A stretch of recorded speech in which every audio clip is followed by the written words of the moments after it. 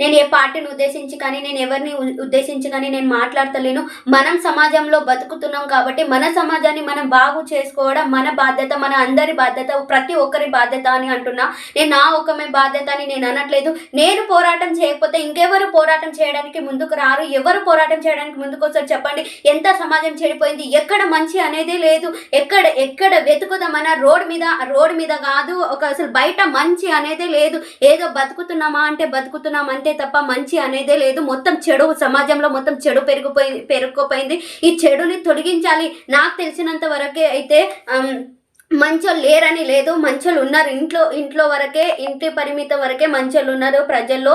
మన సమాజంలో చాలా మంది మంచోళ్ళు ఉన్నారు, మంచోళ్ళు లేరని లేరు.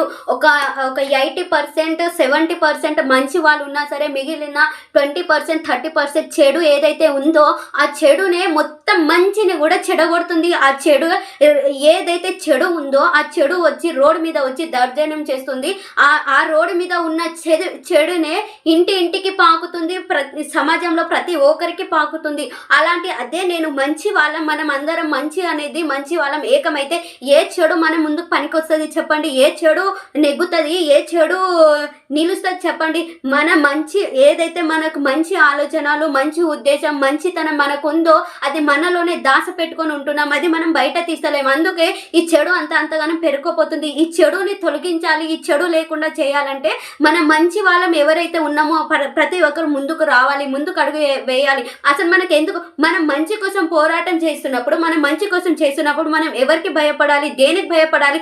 చెడు పనులు చేస్తున్న వాళ్ళు కదా భయపడాలి, చెడుగా ఆలోచించే వాళ్ళు కదా భయపడాలి. అలాంటిది చెడే గొప్పదన్నట్టు, చెడు చెప్పిందే మంచోళ్ళు విన్నట్టు ఎందుకండి మనం భయపడాలి? మంచోళ్ళ మనం ఎందుకండి వినాలి? ఈ చెడుని కదా మనం తొలగించాలి. నేను ఏ పార్టీని ఉద్దేశించి కానీ నేను ఎవరిని ఉద్దేశించి కానీ నేను మాట్లాడతలేను. మనం సమాజంలో బతుకుతున్నాం కాబట్టి మన సమాజాన్ని మనం బాగు చేసుకోవడం మన బాధ్యత, మన అందరి బాధ్యత, ప్రతి ఒక్కరి బాధ్యత అని అంటున్నా. నేను నా ఒక్కమే బాధ్యత అని నేను అనట్లేదు. నేను పోరాటం చేయకపోతే ఇంకెవరు పోరాటం చేయడానికి ముందుకు రారు. ఎవరు పోరాటం చేయడానికి ముందుకు వస్తారు చెప్పండి? ఎంత సమాజం చెడిపోయింది, ఎక్కడ మంచి అనేది లేదు. ఎక్కడ వెతుకుదామన్నా రోడ్ మీద కాదు, అసలు బయట మంచి అనేదే లేదు. ఏదో బతుకుతున్నామా అంటే బతుకుతున్నాం అంతే తప్ప మంచి అనేదే లేదు. మొత్తం చెడు సమాజంలో మొత్తం చెడు పెరుగుకుపోయింది.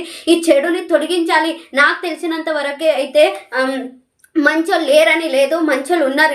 ఇంట్లో వరకే, ఇంటి పరిమితం వరకే మంచోళ్ళు ఉన్నారు ప్రజల్లో. మన సమాజంలో చాలా మంది మంచోళ్ళు ఉన్నారు, మంచోళ్ళు లేరని లేరు. ఒక 80% 70% మంచి వాళ్ళు ఉన్నా సరే మిగిలిన 20% 30% చెడు ఏదైతే ఉందో ఆ చెడు